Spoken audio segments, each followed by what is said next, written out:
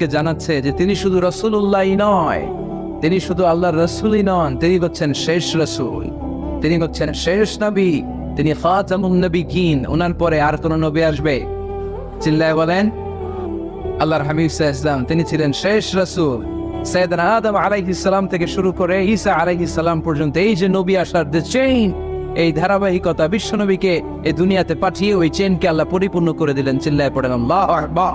এজন্য কোরআন আমাদেরকে বলে মা কানা মুহাম্মাদুন আবা আহাদিম মির রিজালিকুম ওয়ালাকিন রাসূলুল্লাহি ওয়া খাতামান নাবিয়্যিন। মুহাম্মদ তোমাদের কোন ছেলেদের পিতা নয়, পুরুষের পিতা নন, তিনি হলেন আল্লাহর রাসূল, তিনি হলেন শেষ নবী, তারপরে কোন নবী হবে না। ঠিক কি না? এজন্য আল্লাহর হাবিব বলতেন লা নবিয়্যা বা'দি, আমার পরে কোন নবী নাই, ওয়ালা রাসূলা, আমার পরে কোন রাসূল নাই।